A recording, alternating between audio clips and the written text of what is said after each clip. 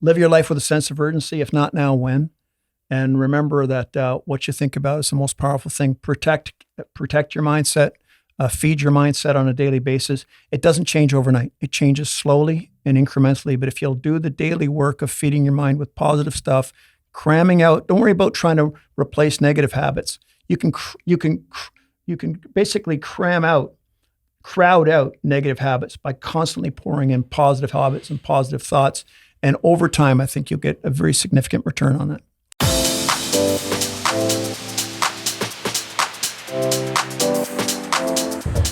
Mr. Harry James, how are you doing today? I'm fabulous, Gary. Thank you so much for having me again. Oh, I'm looking forward to this. You know, there's been a lot of interesting things happening in the world today, and I've been keeping an eye on what you've been doing. I love your Instagram page. It's really developed into something I think very interesting and great tips, great strategies. And I remember you said when you first started, I think it was your daughter that just helped you kind of put it together, right? My daughter, Shauna, she said, "Hey, Dad, can you start doing little clips on your philosophy? I'd like, my kids to know who you are, what you're all about, stuff." Yep. And I kind of started it for her, and that's how I connected with Sarah Larby. She saw one of my videos, asked me to go on her podcast, and then asked me to speak. So, yeah, it's kind of evolved from there. What's really nice is that let me get you a little closer to that mic there as well, too. Sure. Beauty. What's really nice is I got a note from somebody the other day from one of my videos, and they said, "You have no idea how much I needed that. Thank you so much. It made all the difference in my day." And I think that's the best paycheck I get. I love that feeling that maybe my failures or my stresses or my experiences benefit somebody else. For sure. What's really important, and I think people miss this piece, is the mindset. You know, it's not just a technical aspect of it, but it's the mindset that's going to get you through the difficult times. And that's what we're going through right now. You know, I talked about this before, that what was missing from 2020 to the beginning of 2022 was no fear. It was almost like all the fear had left the marketplace and people were just making any kind of decisions. There were all of a sudden these real estate gurus popping up, all these investment classes, like just everything. Like this is the only way to do it.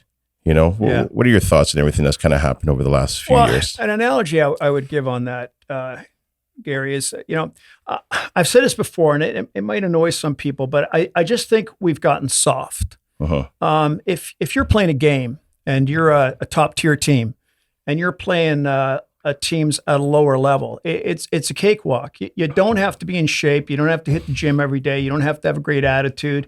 You can basically get by with natural ability because you're playing teams that just are not at your level.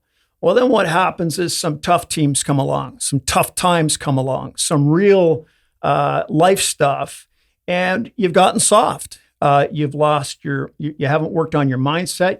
You've strayed away from the fundamentals, which is mental fitness, physical fitness, values, passion, your reason for getting up in the morning, a connection, an emotional connection to what it is you're trying to accomplish in life. And you've been kind of riding a wave. And then all of a sudden things change dramatically and you have to deal with problems. And what are people doing? They're not leaning into the problems. They're not figuring out a way to how to get over or under or around the problem. They're running from the problem. And you know what? The way is the problem. You have to lean into it. You have to get creative. And that's how you grow. From adversity comes significant growth. And what I find is people want to play the game, but they don't want to get hurt. Well, guess what? If you're going to play the game at a high level, you're going to lose a tooth, you're going to break an arm, you're going to get some bruises. You're not going to win every time you go out. And I think we've lost that mental toughness because, let's be candid, especially in the real estate space, all you had to do in the last 15 years to do well is have a pulse. Yeah. So then you touched on the word, which I think is important, is passion. And do you think that people got into it not understanding what their passion was, or what, maybe even more importantly, what their why was? They just saw everybody was doing it. Maybe it was a fear of missing out. Yeah. I mean, I think one of the most difficult things we do in life, Gary, because of this live your passion and your why, it's almost become a pamphlet or a commercial these days. And I think sometimes people get turned off by it. I think really what it boils down for me is I live with a deathbed mentality. Life is fragile and finite. The only thing people are going to remember about Harry James is how I made them feel. And all the stuff outside of business is 10 times more important than the game. That's the way that I kind of live my life. So I think what's happened is, people have forgotten how to look in the mirror and ask themselves what they want out of life. You should be the architect of your life, and you want to live in it, which means you have to be the author of your definition of success. Well, what's required to be the author of your definition of success? You need to know what you want in life and why, and there needs to be emotional connection to it. It could be time with your children, giving back to the community, helping people, creating something that's going to outlive you, just becoming incredibly good at something so you can serve at a very elite level. Whatever it is, but I think people are missing that conduit between getting up in the morning and a real reason, a real emotional connection to what they're doing and why. And I think that's why so many people are depressed or on drugs for mental health and addictions, and that's because they're often, unfortunately, existing and not truly living.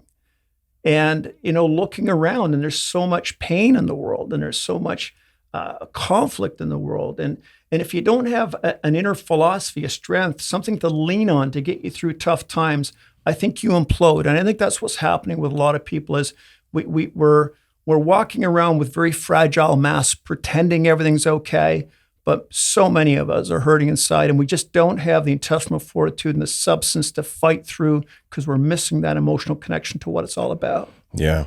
I want to dig a little deeper into that. There's something that you said, though, that reminded me of this really amazing quote. And I remember this quote when I was working at TD Bank, and one of our senior managers had this on his signature line. I'm gonna say it. Said, "Life should not be a journey to the grave with the intention of arriving safely in a pretty and well-preserved body, but rather to skid in broadside in a cloud of smoke, thoroughly used up, totally worn out, and loudly proclaiming, 'Wow, what a ride.'" That one stuck with me. Yeah, that's right up there with you don't want to be buried with an epitaph that says, "Here lies Harry James, all of his potential fully intact." We Right. don't take enough risks. We don't go for it. And I'm a student and always have been. I'm kind of an armchair psychologist. I have studied older people for the longest time, and I don't mind taking their advice. And I have heard over and over and over again from people in their 80s and 90s and beyond, the most important thing in their life for health, happiness, and peace is meaningful relationships. Their number one regret are the things that they didn't do, not the things they did do.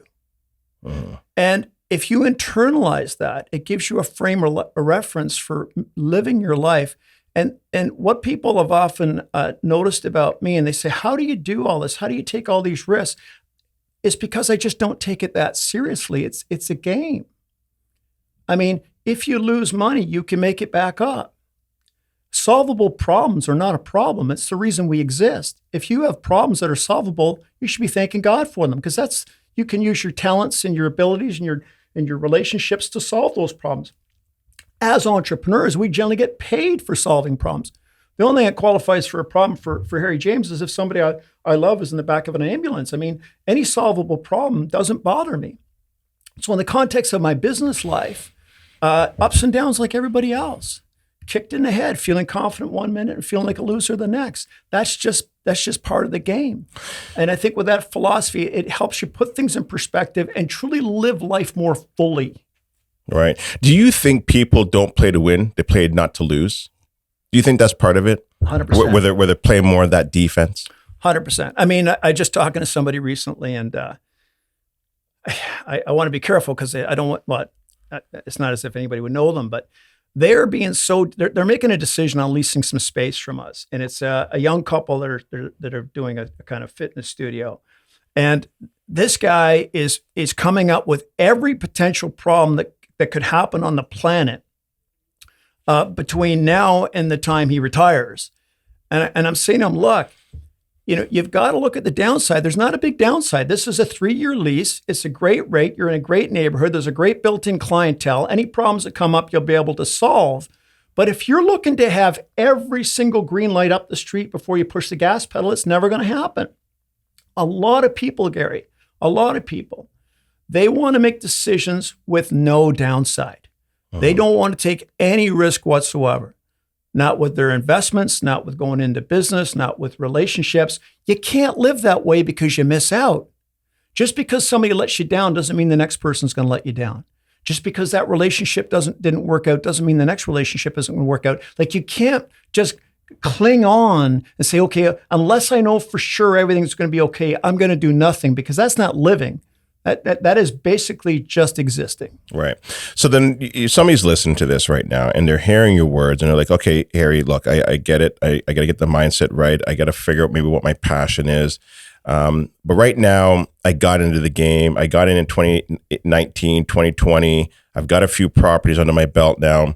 I probably didn't pick the right ones. Negative cash flow. I'm stuck in a variable. What do you say to somebody that's in that situation? Welcome to being an entrepreneur. Welcome to the real game. Welcome to real life. Good for you for not sitting in the stands and criticizing. Good for you for getting on the playing field. That's all part of it. What I would say is, don't panic. Step back. Think about where you've been, where you are, and where you want to go, and then come up with lean into the problem and come up with creative solutions. What I've done in the past when I've found myself in that situation is I have brought in partners. Instead of selling, liquidity means loss. And by the way, I'm going to say to most of your listeners, or probably all of your listeners, I highly doubt you made a mistake. You made the best decision you could at the time with the facts that were on the table at the time. You made the best decision with respect to the variable rate. Don't beat yourself up. Okay, learn. That's where wisdom comes from. That's going to benefit you in the future. But dwelling on the fact and saying, well, woulda, shoulda, coulda done this, or woulda, shoulda, coulda done that, that just aggravates. It rubs salt in the wound. It doesn't serve you in any way, shape, or form. So if I have, for example, a property, let's say I bought a duplex, and I'm negative cash flow $1,500 a month, and I only have one. I'm a conservative guy, so I've like low interest rates were like, gold to me. So I locked everything up 5 years. But I did do one variable on a deal that we had to, because of the way the deal was structured. And the mortgage renewed and it went up $5,000 a month. I understand that pain. Like I get it. And it's not fun. But when you are dealing with a situation like that, you can go to somebody, and many people want to get involved in real estate, but they don't have the time or the inclination or the know-how or the drive to do it. And you can say, look, I've got this great property. It's got good solid equity in it. I think it's going to be a great long-term investment. All real estate is long-term. Yep. Okay. People build their wealth over, 10 years, not 10 minutes. I would argue over 20 or 30 years. So I fully expected my net worth to go down a few years ago, and sure enough, it has. That's just part of the game. Again, it's just the reality of the ups and downs of the market. But if this person has a negative cash flow, you approach somebody that has good income and the ability to handle some of that negative cash flow, and then say, listen, I'll give you half the deal if you take the negative cash flow, or take half the negative cash flow. And half the deal, by the way, I put $100,000 down, so arguably that's $50,000. I'll manage it. I'll take care of it. We'll go to the lawyer. We'll paper it properly. And over the long term, even if it doesn't go up, other people, OPM, are going to pay that money off through something called, pay that mortgage off through something called rents. And then the magic of real estate will once again show its brilliance, as it has since the beginning of time. Like this time it's different is a silly, it's not. Everything's cyclical. I remember I was a young trust officer, Canada Trust, and I was there for Black Monday back in the 80s. And the market lost I don't know how many trillions overnight. And a gentleman upstairs shot himself.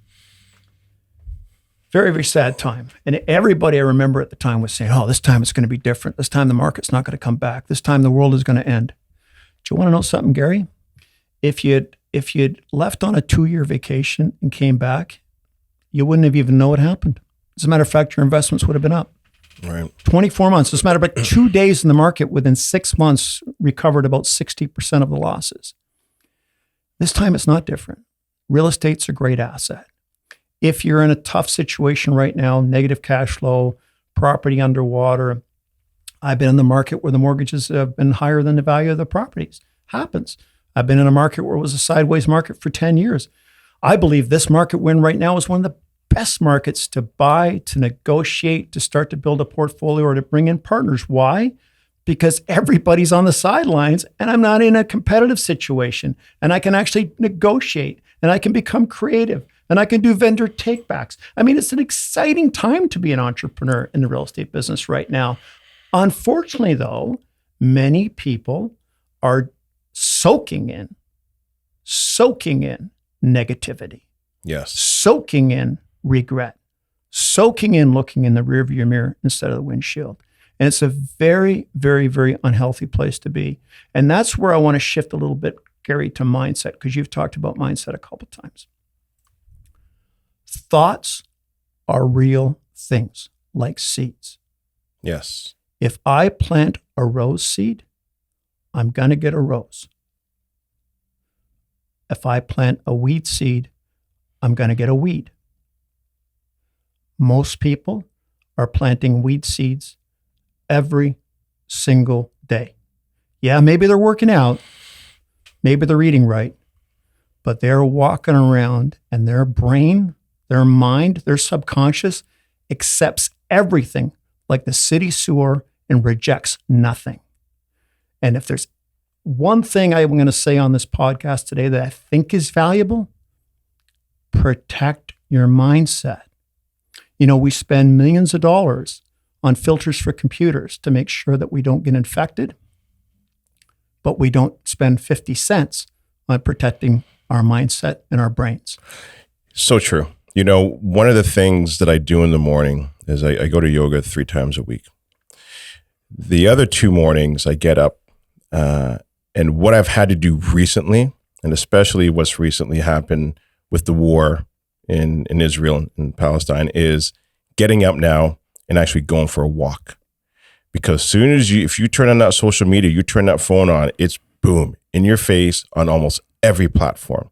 And when I go for my walk, I'm listening to motivational YouTube videos in my ears for 45 minutes to an hour with Eric Thompson or Jim Rohn or Denzel Washington or whoever, because the fear is it's stronger today. It's the strongest I think I've ever felt it. And so what you're saying is you got to protect your mind. Like you truly do have to. Well, look, I mean, if you combine COVID with 10 interest rate hikes, with all the controversy, and I don't want to be political at all. I'm not interested, but all the controversy about the vaccines and all of that. And then you go to 10 interest rate hikes. Then you go war. Then you go instability. Then you go conflict. Yep. I mean, if you are a regular consumer of news, if you're not on drugs, I'm impressed. Because I just don't know how you could have peace and be able to perform at an optimum level if that's what you're ingesting. And like you, I was up very early this morning while I did my cardio for an hour. I listened to As a Man Thinketh, and then I do my weights. And I do all of that, including breakfast and coffee and meditation and gratitude before I pick up my phone. And I'm not perfect. I try to do it every single day. With moving over the last couple of weeks, it's been a little unusual, but it's become an ingrained habit. And what I find is, and this is so powerful because, again, and I challenge anybody to look this up, thoughts are real. Energy is real. When you feed your mind that, what you're doing is you're crowding out the negativity. And the more you feed positivity, the more that you're crowding out negativity. And what happens is you subconsciously are starting to meditate on the things that you want to manifest and starting to meditate on the things that bring you joy and bring you peace and also allow you to grow. I've said this a number of times, anytime I've had the privilege of speaking. If you don't have belief in yourself, if you don't love yourself unconditionally and forgive yourself, and you're pursuing quality relationships, you'll subliminally repel them. You'll subliminally sabotage them. If you don't believe that you're worthy of a certain level of success, you will subliminally sabotage any opportunity that comes your way. You see, that's how we were built as human beings. We're incredibly intricate. And when you feed your mind, when you weed your mind, what you're doing is you're incrementally every single day reprogramming the baked-in cake that has been there since for as long as you've been on the planet. You're a third of your mom and dad, and then the rest is the people you've met, the books you've read, the schools you've attended, and the news. Unfortunately, you're ingesting every single day. So to change that negative mindset, to change that paradigm, requires hard work every day on the mindset. I can't agree with you more. Now, in regards to your businesses and real estate investing, have you had to shift? Have you had to reposition? Have you had to, has that what's happened, put some holes into your businesses at all? And what have you done? No, I'm Teflon. I'm completely, immune to anything that goes on in the world, including 10 interest rate hikes. Yeah, we're getting killed. So, listen, I sold, I don't mean to say I in an arrogant way, but my team and I sold $10 million worth of triplexes in Coburg. We've been developing in Coburg for the better part of 20-something years. 3 years ago, I sold them out in a day. You would think, well, that's great. We sold them at a great value, two-bedroom apartments and 800 square foot commercial on the bottom. If somebody drives to Coburg over the next little while, they'll see the machines finally moving. But so we sold them 3 years ago. The price of materials went through the roof. Interest went crazy. And the town of Coburg, they all went to sleep and they changed their senior staff. Uh-huh. We just got our permits 2 weeks ago. I should have delivered those triplexes a year ago. The interest payments on carrying this project alone were $150,000 per quarter.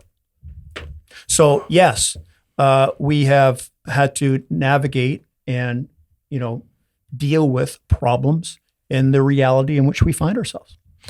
Are you talking about the? Is this right across from our building in Coburg? Right there. Yeah, absolutely. Okay, you've had that for a while. Oh yeah. Are you kidding? The signs faded. Yeah. Those should have been delivered a long time ago. But again, I did everything I possibly could. Now here's what I'm really proud of. What we didn't do, which a lot of builders did, and we're just tiny little guys that pretend that we know what we're doing.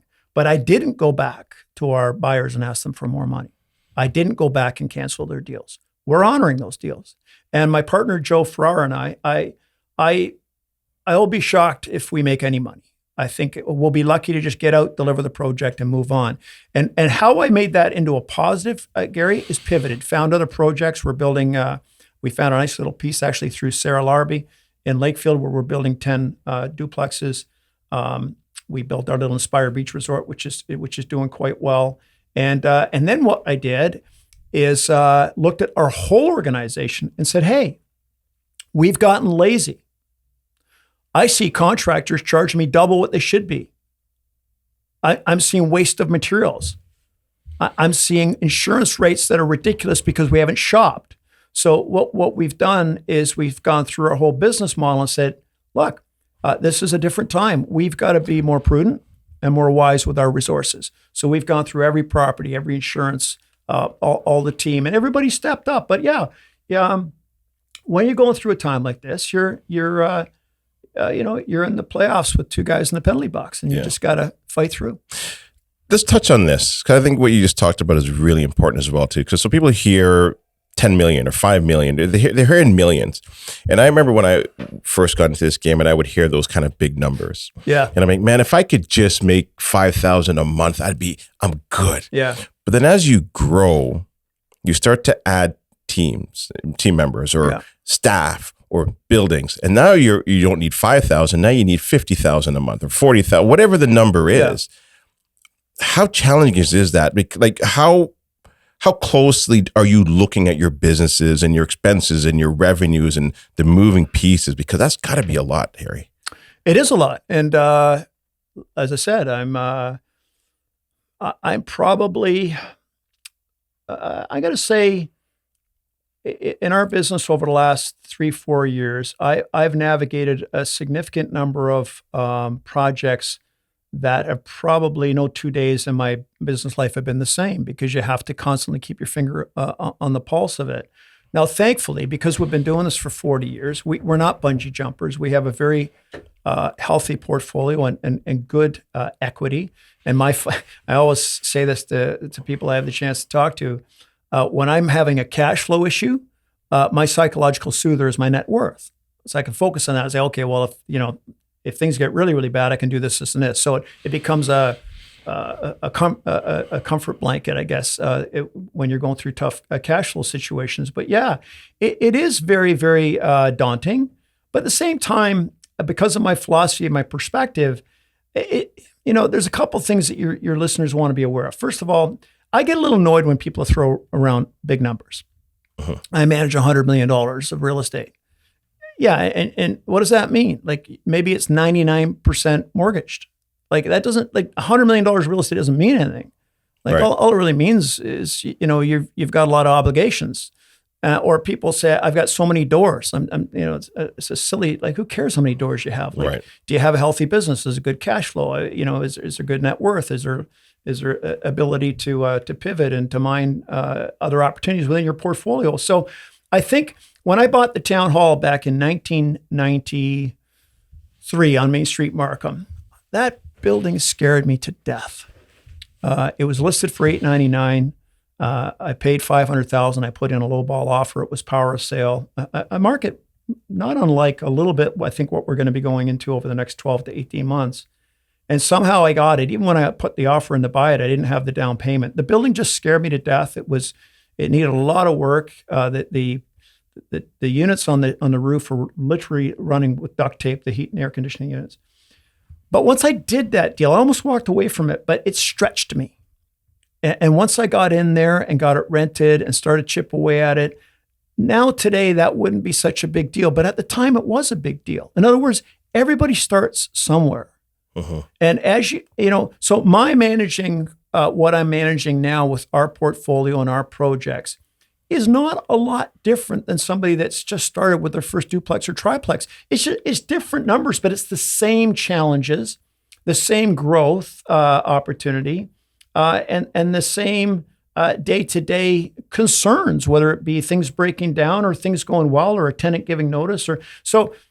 That's no different than one of our buyers backing out. So it's relative, but really it doesn't matter what stage of the game you're at. We're all dealing with the same challenges. And I would say the only thing that separates Harry James and somebody starting out is a little bit of time and a couple of deals. Right. And, you've just made a lot more mistakes as well, too, over the years that you can... Black belt, You're brother. I got my black belt mistakes.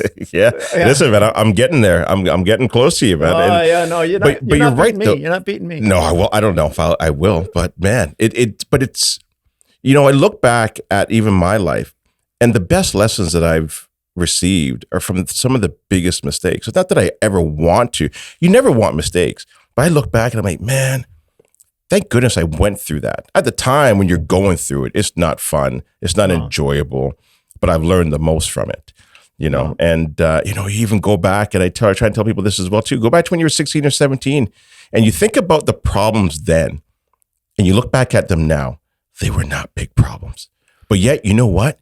You were praying to God. Like, God, if you get me out of this issue with this girl or this guy, I promise I'll go to church. And that's what it is. But you learn from that and you grow and it's, where you are in life, it's no different. I completely agree with you. And the other thing is too, I don't know if this makes sense, like, we're just a tiny little company. So I don't want to leave anybody with the impression that we're some shooters, because we're not. But the one thing to keep in mind too is that, when you're doing a deal, a lot of people's measuring stick for success is finance. Believe it or not, that's not mine. Okay. Like, the financial win, it's important. You can't do deal after deal after deal where you lose money. But I'm going to give you a great example of a deal that I think is a really good deal, but not particularly a great financial win. And I'll take you to our project up in Lakefield, Red Brick Lofts. And if anybody's interested, they can look at it online at harryjamesenterprises.com. Beautiful building. we bought that building. I had my eye on that building for the longest time because my cottage is close by. But Gary, I'll push the fast forward button to not bore everybody. It took us 5 years to renovate it. It took us a year to gut it. And then we got in the middle of COVID. And then they wouldn't let us open it up because we couldn't get our generator delivered on time because of COVID. So I had to spend $1,500 a week for somebody to sit there in the parking lot. Couldn't get it rented because of masks and COVID and this and that. And then because the Bank of Montreal took so long to give me my conventional financing after we raised private finance to build it, my monthly payments on the building were up $5,000 a month over above what I'd budgeted. So, and even to this moment, I just was there this morning. We've been dealing with a water problem that's been lingering since we opened that building that we're solved, but it's been very expensive. It's like the man with the most wells wins. I've just drilled my 4th well. But anyways, we're close to solving the problem, but that added another $200,000 to already a $4.5 million budget. Now, all that to say, we have lots of equity in the property, but it's not cash flowing. But when I go to that property, I am incredibly satisfied with what we've contributed to the landscape. I'm incredibly proud of the beautiful places that we've created for people to live with their own private gardens and 25 acres to walk their dogs, a guest suite when their parents come over if they don't want them in the same room. And so I'm really proud of this piece of art that we've delivered to the landscape. So that makes me feel that I've contributed something, even though financially it hasn't quite worked out the way I want it to, if that makes any sense. So I don't have a one-dimensional definition of success, and that is, well, finances, yeah, we hit it out of the park. It's not always the way it works for me. Yeah, no, that's a good point. I'm glad you brought that up. Is there anything that keeps you up at night here? Is there ever a time where you're just like, man?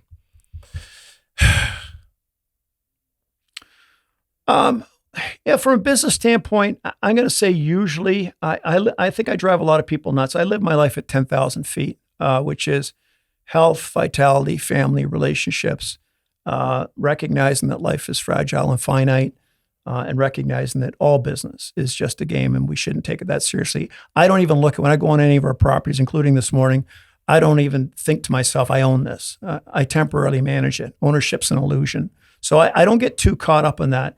The only thing that would keep me up at night from a business standpoint is the thought of letting anybody down. Right. I'm good at handling adversity for whatever reason. And maybe it's because I've been handling it for the better part of 60 years now. But anyways, I'm pretty good at handling adversity. I'm pretty good at quickly putting things in perspective. But I also recognize that many people aren't. And there's a handful of people that will come along on projects with us and want to be involved. And I'm always happy to have them involved. And we bring them in as shoulder-to-shoulder partners. We don't mark things up and charge fees and all that nonsense.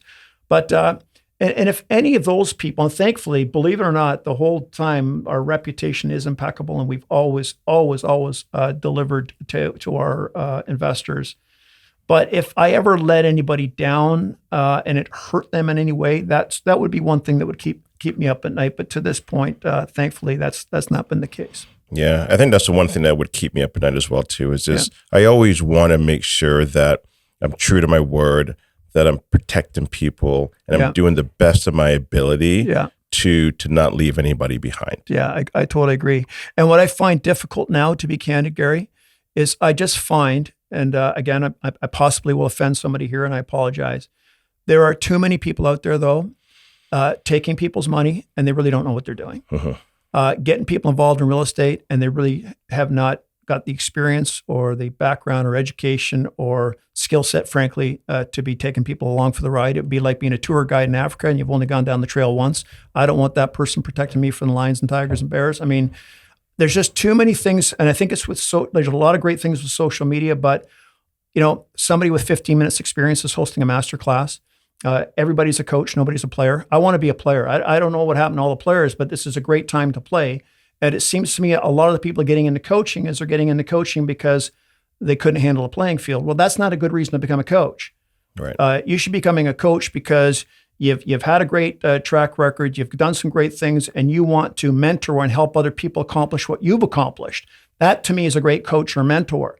To be coaching because it didn't work out, I'm not sure I understand. And, you know, and I encourage anybody that's listening, my goodness, if you have a coach or you have a mentor, interview them. Right. Yeah. What have you done? How long have they been doing it How for? long have you been doing it? Show me your projects. What's Right. your net worth? How do you live your lifestyle? Like, you know, it's okay. If somebody's going to charge you for their advice or their tutoring or their mentoring, you're allowed to go in their underwear drawer and find out why they should be having an impact on your life. Exactly. Underwear drawer, sock drawer. Yeah. Check it all out. Absolutely. I agree 100%. How long you been in the game for? Yeah. Let's do a little tour of where some of your properties are. Absolutely. And let me talk to some of your clients. Let me talk to some people that you've given advice to in the past to see how they're doing. I mean, you've got to do your due diligence. Look, you're accountable and responsible for your life, your finances, your situation. You can't blame circumstances and other people. You've got to take the bull by the horn or grab the steering wheel firmly. Exactly. And it always ends up, it's the man in the mirror, the woman in the mirror, the person that you're looking at. It's always, you know, people always want to blame other people for where they are or their circumstances, their situation, but it always does come back to you. Every way I've tried to look at it or try to, you know, when I was younger to blame other people, it's not. It's always me. No, and I totally agree with you. And I think too often we throw other people under the bus. Everybody has a lens they look through. You know, and if people have good values and morals and ethics, you may not agree on the way that you've solved the problem, but their lens is saying, hey, I'm right, and your lens is saying you're right. That's why I always say to people that, you know, there's no awards in life for being right. Hanging on to being right only creates conflict. Bitterness, anger, jealousy that you carry around only eats away the container in which it resides. So let stuff go. People make mistakes. People have let me down. I've lost money with people. People have, made assumptions that were inaccurate, but I can't be responsible, nor is it any of my business as to how they feel about me. I've got to let stuff go. It's a very liberating place to be and an unencumbered place to be when you just, you know, if your guiding light is to do the right thing and treat people with respect and be the best version of yourself, then you know what? You can play with a bounce in your step and go for it each and every time. Yeah. So Harry, you're a leader. Do you think you were born that way? Do you think you learned to become a leader? Is it something that you set out to do? Gary, great question. I know from a very, very young age, I wanted to be self-employed. I knew that. Uh-huh. I put a black dial telephone in my parents' it's called a box room. It didn't have a window, and I pretended I was a photographer, and I set up a photography business. I didn't have a camera. My buddy did. So I always knew that I wanted to be self-employed. But that said, when I went into the life insurance business in 1984, is it 1984 or 1986? I should know this because my 40th wedding anniversary is coming up, and it was the same time. I had the privilege of sitting live under Zig Ziglar, Dennis Waitley, John Maxwell, incredible leaders. This was the time where, you know, if you were a musician and you were on the top 10 in Chum, you were getting everybody's attention. So you got to sit in live? What do you mean? I saw Zig Ziglar at St. Lawrence. That's incredible. Yeah. So I got to sit under these amazing speakers and attend their workshops. And I became a real student of human performance.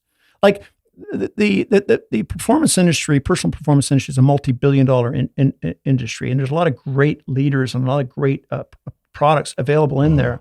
But at the very, very, very front end, there was less. So the competition was higher and the quality was through the roof. Uh-huh. So there wasn't any people with 10 minutes experience on stage where I was going. These people had done it, had a track record, and were passionate and articulate.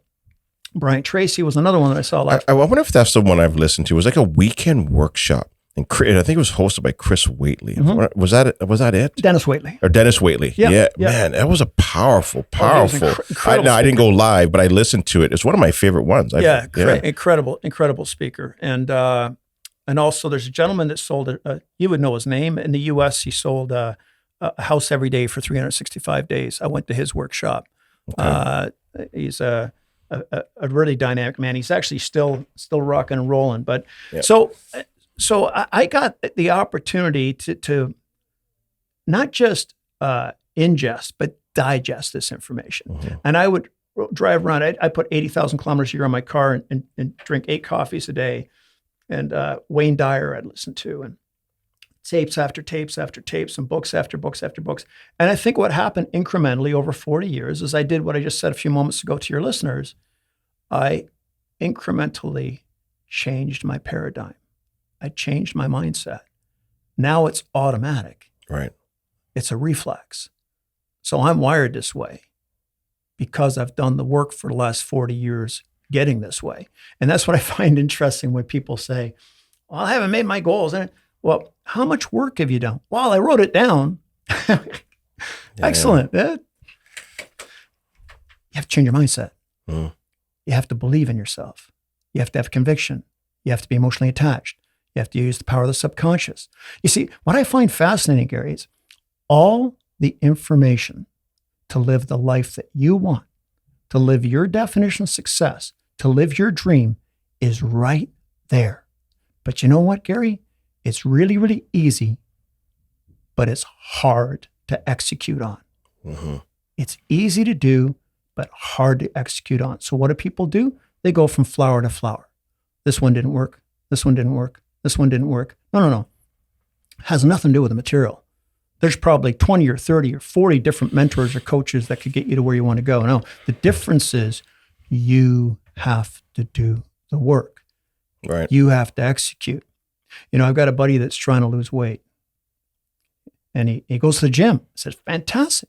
Goes to the gym regularly. Awesome. I said, what do you do for the 14 hours when you're not in the gym? Because if it's drive-through McDonald's and ice cream cones and a few beers, and that's your prerogative. I'm not judging, but it's going to undermine what it is you're trying to achieve. See, what matters the most is what you do after you read the book, after you go to the workshop, after you have time with your mentor or coach. The moment you leave your office, that is when the rubber hits the road. Right. What are you doing? Because listen, if knowledge was power, then those librarians would all be successful multimillionaires. How right? about, hey, they've got it all right there at their fingertips. Gary, excellent point. Let's go to the degrees. I just heard a stat that I found unbelievable. 70% of Canadians are living paycheck to paycheck. Less than 1% of Canadians have a net worth of 7 million.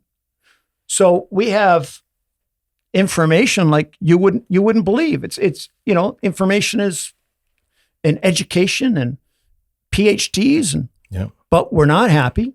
Right. We're not living our definition of success. We're reacting to situations. And frankly, many of us, I suspect, are walking around with our potential fully intact. Right. We are almost AI now. It's just not attached to us, but it's right here. You have access to almost anything that you want. For whatever reason, though, we keep going on that negative path. You pull in that information that doesn't do you any good. And that's probably why that stat's so true. 67% of Canadians are paycheck to paycheck. Well, because I think, and I was talking to somebody about this just this morning. There's a price to be paid to change your life. It's uncomfortable. It is uncomfortable. Bob Proctor calls it the fear terror barrier, where you have to lean through and break through all of the things that scare you to death to get to the other side. And most people bounce off that terror barrier and play it safe because it's easier to live without the change you want in your life than to pay the price for the change that you desire. So most people, I would say, are knowledgeably and comfortably unhappy, but they're not prepared to pay, or I wouldn't say unhappy, discontent, but they're not prepared to pay the price to pursue the things that are going to make them more fulfilled.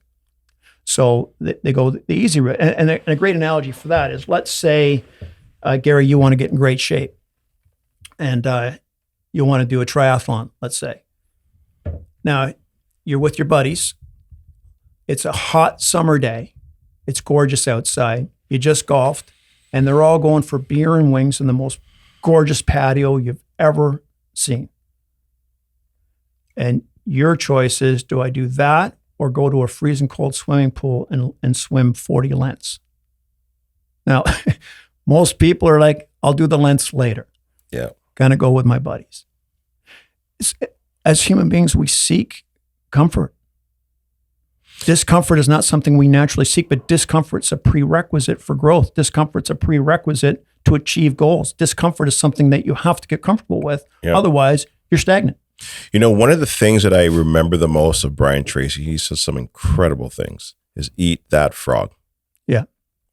And it's just saying, do the hard things first. Yeah. Get that out of the way so at least you've accomplished something for the day. Yeah. And that has always stuck with me. Like I get up in the morning, I don't like going to yoga. I get up, I'm like, but when I'm done, man, I'm so happy I did it. Absolutely. Because I've pushed myself. I've done things where it's made me uncomfortable.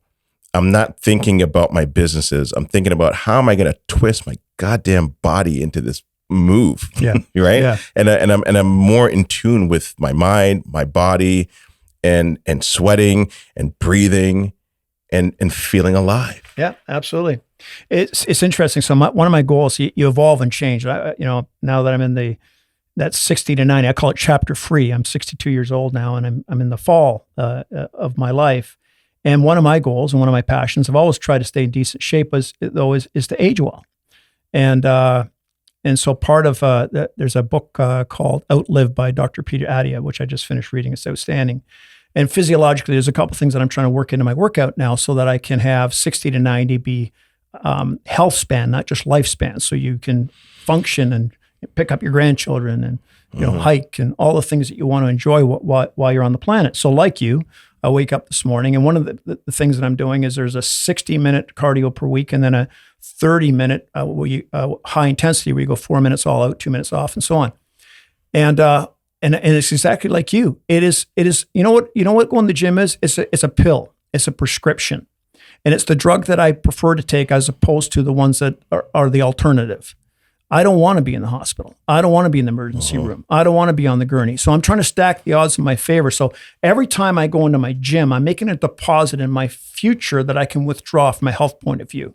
VO2 max, muscle mass, and bone density, and all the things required to age well. So when you go into the gym thinking, okay, I'm making a deposit for future lifestyle and future health span, then it maybe helps you overcome the price that you're paying to be there, as well as the alternative being, being on cholesterol pills or drugs or needing some type of surgery. Yeah. The other thing I wanted to add, because we're talking about all these speakers, Zig Ziglar, and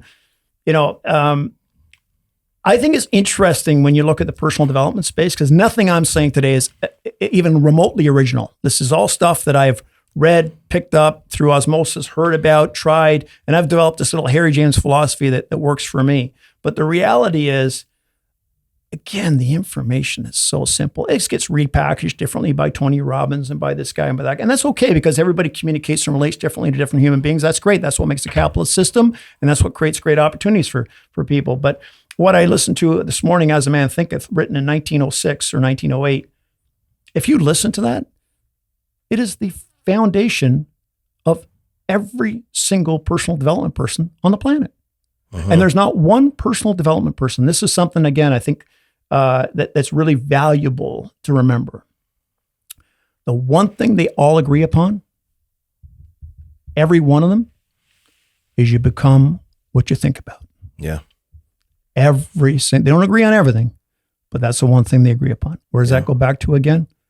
Mindset, paradigm. How do you do that? Daily work, just like working out and eating well. Yep. Again, it's simple. And the reality is it's available for everybody, regardless of your background, your education, whether you have a degree or not, whether you've ever had money or not, whether you've ever made a lot of money. It's available for everybody. And that's what's so exciting about the way that we're built as human beings and what human beings are capable of when they unleash themselves and believe in themselves. Yeah. So what you put into your mind, right? Think and Grow Rich. Yeah. And I remember when I picked that book up, can it be that simple? I just think about it. Yeah. And then, I got to do some action as well too. Yeah. And when you were talking about the gym, and I think this is important as well too, if people can take this piece away, you go to the gym to get to the point to make your muscles fail. Yeah. so that the next time you go to the gym, you were only able to do 10 push-ups.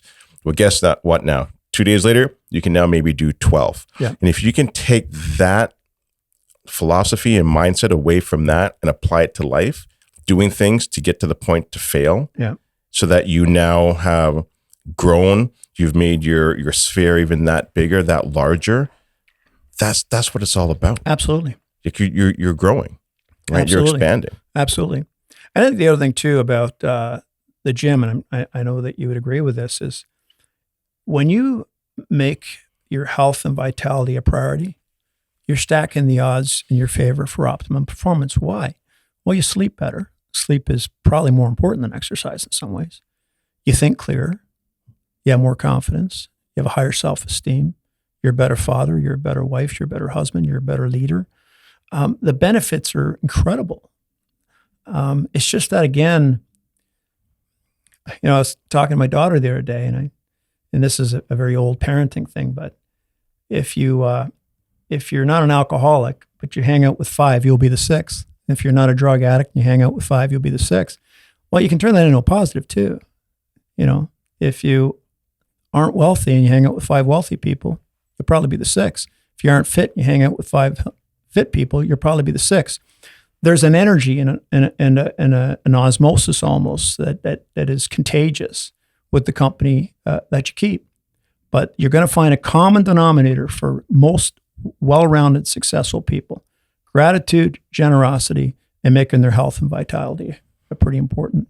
Yeah, it reminds me of what Jim Rohn said, right? Hey, look, you want to be healthy, study health. You want to be wealthy, study wealth. Yeah. You want to be, whatever it is that you want to, just become a good student of it. Absolutely. Right? Absolutely. So there's a lot of people that are looking at macroeconomics. Do you do any of that?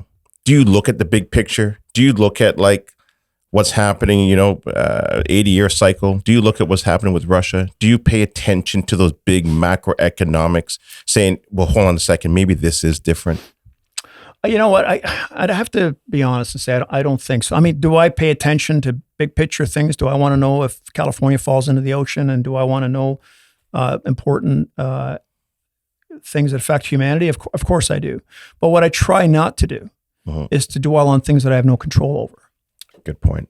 And so I've found in my little world, in my life, if I focus on the things that I can control and I put positive energy into the people that I have the privilege of spending time with, and I can speak positively into my children and grandchildren's lives by leading by example, my responsibility as a father, as a grandfather, as a business person is to make the environment around me as positive and constructive and as healthy and vibrant as I possibly can. Filling my mind with negativity and doomsday and things that are destructive is going to detract or water down that energy. So I'm very, very careful what I read, what I listen to, and I try to make good decisions. I'm not running around with my head in the sand saying, everything's perfect, the world is fine. I'm not doing that, but I am just focusing on what I can control. Yeah, you know what that reminds me of as well too is, like when I look back at the properties I've purchased and what I've done over the years, I had less information and focused more on the mindset from 2007 until 2016, 17, and I accumulated more wealth, more properties with less information from a macro reports, data, analysis. And now that I see more of it, because I'm paying attention to some other things now that people are putting out there, and it almost freezes me. I'm like, I have more information, but why am I so scared? Or why am I locked up? I've noticed that. And I think that's what ends up happening is that people get so much data, so much information that they don't know what to do with it. And then they get that analysis paralysis. Well, I think it creates a traffic jam of epic proportions. I mean, we can go right back to the fundamentals. I think, I live my life by the vital science philosophy: relationship, spiritual, physical, financial. Those are the 4 buckets or the 4 cornerstones that I try to address daily in my life and make sure I adjust and do my best to be at a high level. Well, there are hundreds of thousands of books on how to be financially successful, millions of books on how to be fit, millions of books on how to build a business, create wealth. Like there's no lack of information. There's lack of execution. Like everybody knows how to climb up the bungee tower, put the straps on. It's the jumping people are struggling with. Nobody's jumping. Right. And maybe it's because they want to make sure there's no risk or that everything has to line up or, their parents told them they were no good or they don't think they're worthy. Or I mean, again, playing armchair psychologist here, but there's got to be a reason why we have all this information and no execution. There's got to be a reason why we have so many incredibly educated people, incredible potential, and so few people financially free, so few people in a position to live the life that they want. And we seem to be okay with that. And I think when you break away from that and say, no, I'm not okay with that. I want to be different. I want to live different. I want to author my definition of success. You become a salmon going upstream. Now, to be a salmon going upstream, you really need the intestinal fortitude and the conviction that you're heading in the right direction. And again, that takes us full circle by why mindset becomes so critically important and the company you keep becomes so critically important. Yeah. We're getting close to the end here, but I got a couple more questions I do want to ask you. What's the best and worst day that you've had? Like business wise or just life? Life? Yeah.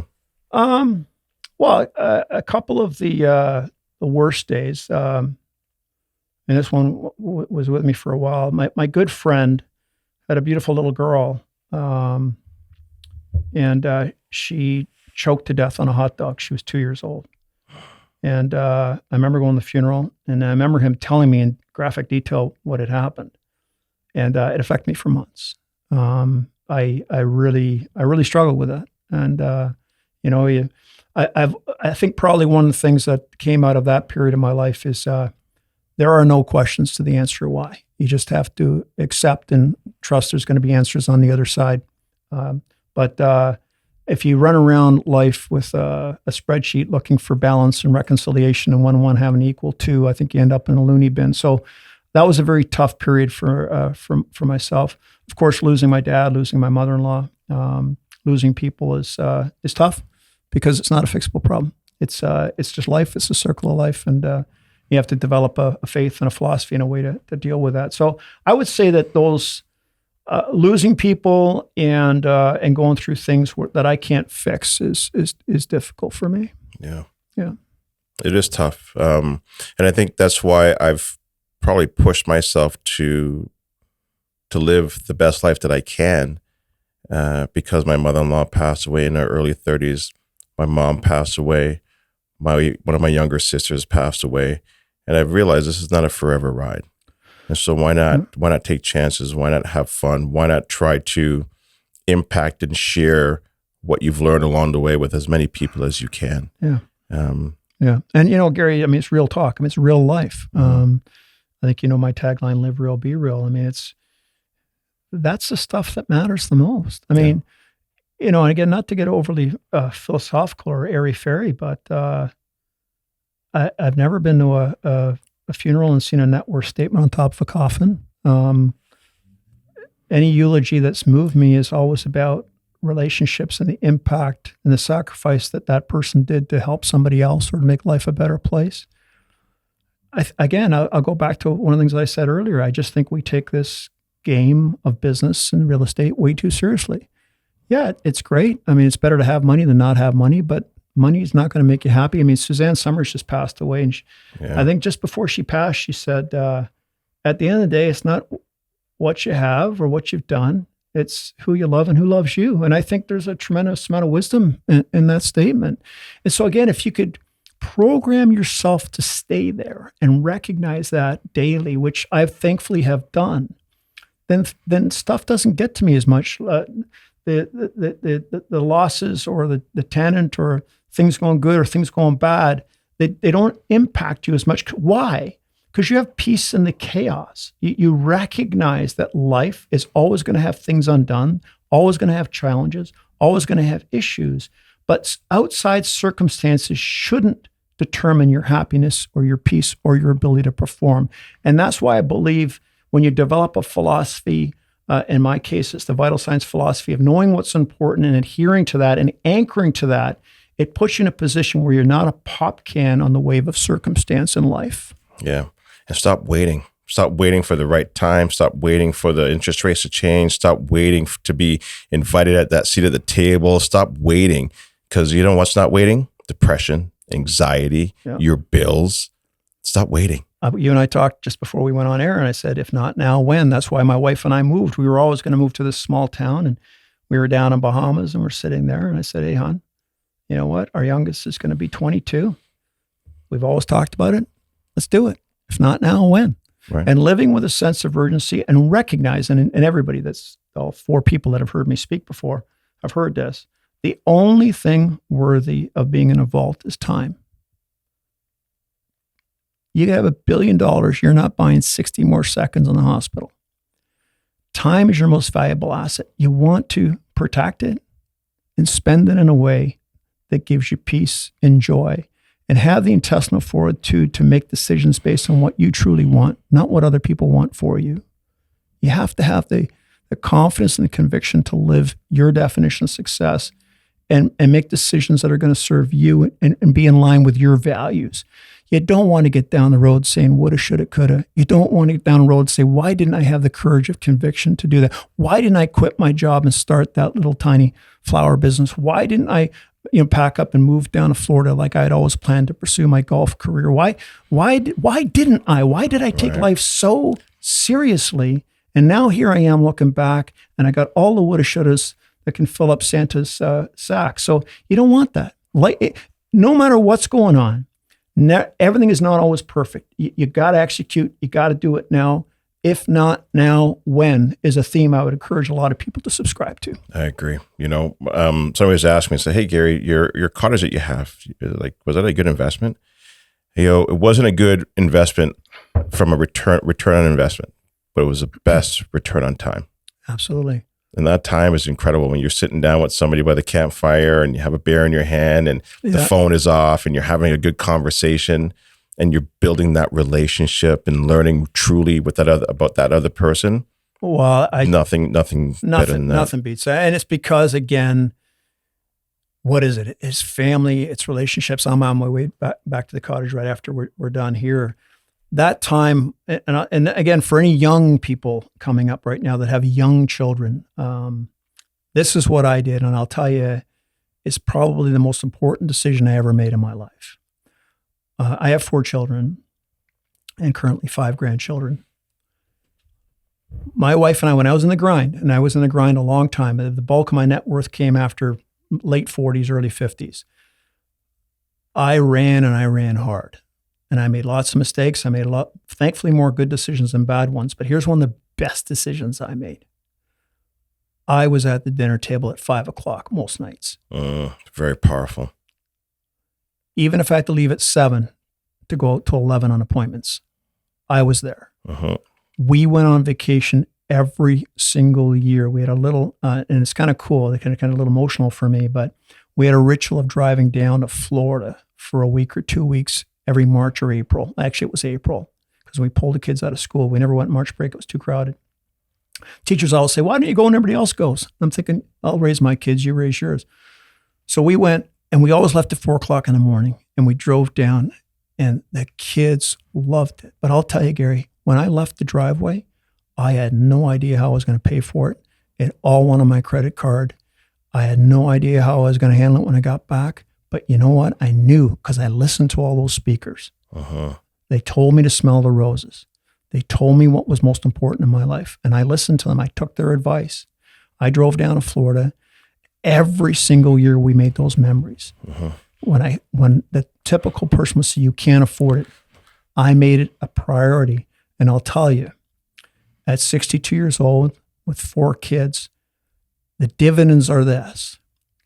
They hang with my wife and I because they want to, not out of guilt and obligation.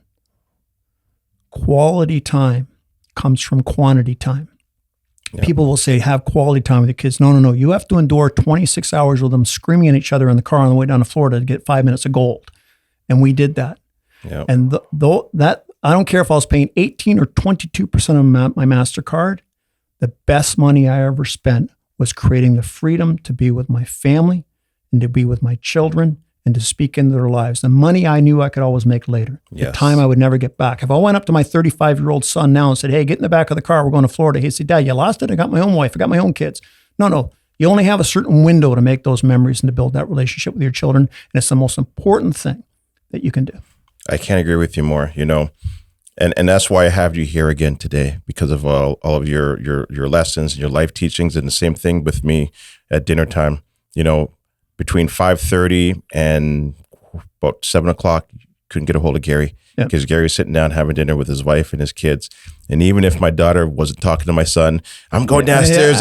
No, you're not. Yeah. We're sitting here. We're going to figure this out. Or if we just eat in silence. But we are sitting here together as a family. Yeah. And psychologically, that ritual, they say, is very life-giving to kids, creates stability. Kids like the ritual. They like like you said, even if there's, in all families, there's arguments, there's this, that, but regardless, that ritual psychologically has an incredibly positive impact on the children. Yeah. Harry James, I've enjoyed this conversation. You know what? Right after this, I am leaving tomorrow morning to go visit my daughter. She's in Mexico, Guadalajara. All right. Give me a ticket. You need help. I'll carry your bags. And that's what it's about, right? It's about spending time with the kids, and not because of guilt, but I want to. I want to be down there. Yeah. And, could I spend the money somewhere else? For sure. But I want to go spend time with her. So what I was going to say, and I'll end with this. So my daughter, Shauna, who's the one that got me started on the Instagram. Yeah.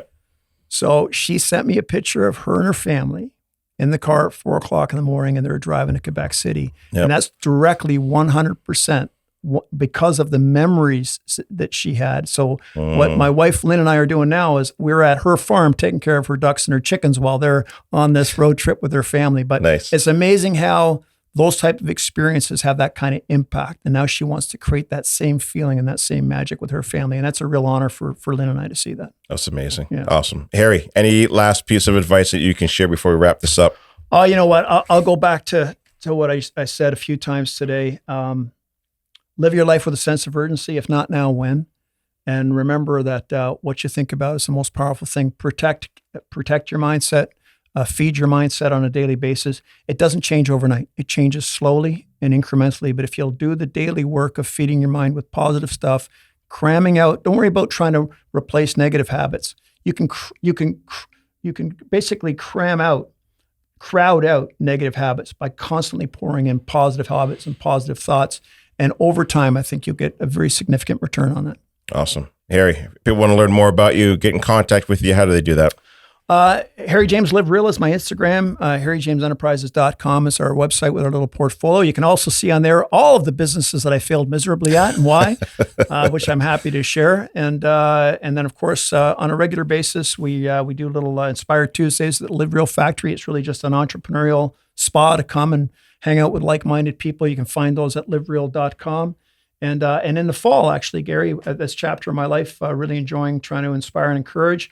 I'm not interested in becoming a full-time coach or mentor, but I am interested in hosting once a month workshops called Unencumbered to teach I'm going to call the vital signs philosophy, so you can have that optimum performance no matter what the circumstances are in your life.